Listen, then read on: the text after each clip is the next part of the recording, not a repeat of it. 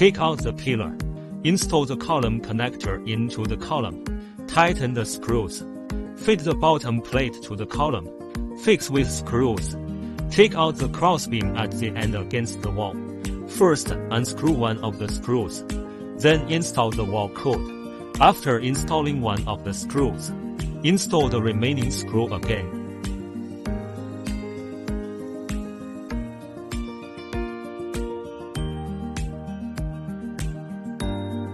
Measure the installation height with a tape measure. Use a spirit level to shoot a straight line. Place the installed pillar on the wall. Check if the laser line matches the calculated height. Is the groove of the column at the same level as the laser line? Place the crossbeam above the laser line. Mark the wall cord with a marker pen. Use an impact drill to drill holes at the marked locations.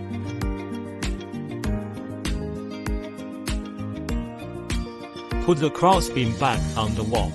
Fix with the expansion screws.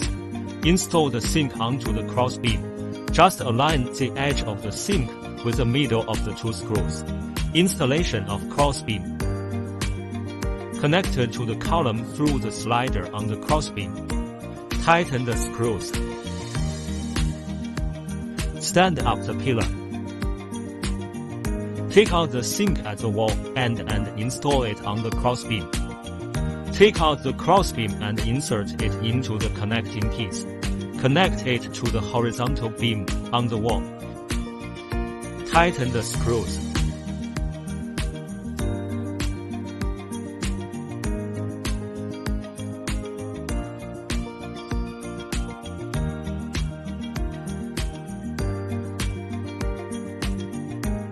After the crossbeam is installed, the sink should be at exactly 90 degrees.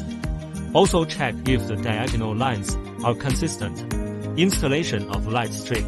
Take out the light strip and wrap it around the sink.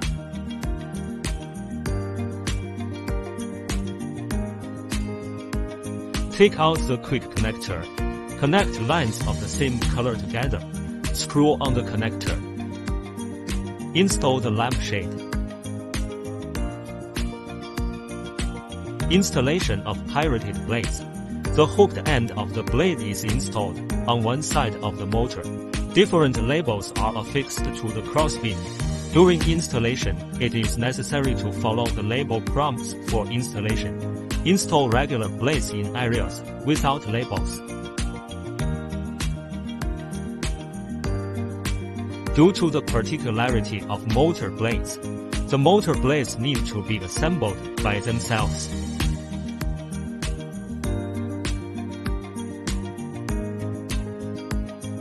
Complete the installation of the blades in sequence. Take out the linkage rod. Connected to the blade through screws. Pay attention to tightening the blue rubber ring to the full extent of the screws.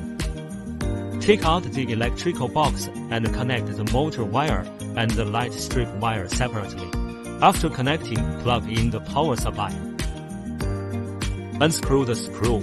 Take out the remote control and adjust the channel to 01. Press the up button. Motor push rod moves forward. When the push rod reaches the screw position, press the stop button. After the push rod stops, insert it into the screw. Turn back the screw. Take out the box cover and install it onto the crossbeam. Simply screw 3 2-4 self-tapping screws into the groove of each cable box cover. Install the top cover of the column and tighten the screws. Take out the impact drill and drill holes on the bottom plate of the column.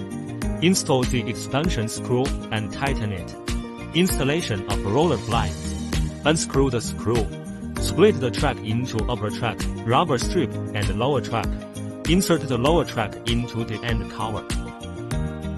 Stand up and install it on the pavilion. The edge of the rolling shutter should be level with the edge of the pavilion beam. Make a mark on the side against the wall with a marker pen. Drill holes at the marked points with an impact drill. Insert the rubber stopper. First, thread the power cord of the rolling shutter through the opening on the pillar. Install self-tapping screws on the roller blind near the end of the column. Tighten the roller blind near the wall end with regular screws. Rubber strip installation. One end with a triangular opening facing upwards. Insert roller shutter zipper.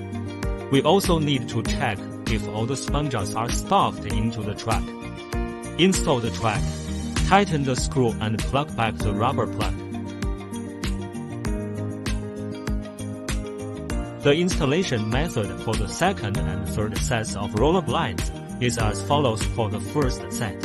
Rolling shutter wiring. Take out the quick connector. Connect the power cord.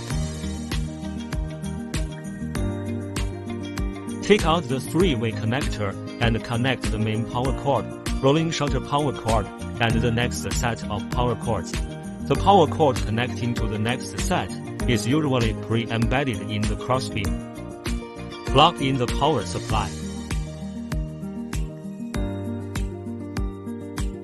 Take out the remote control. Turn the channel to 3.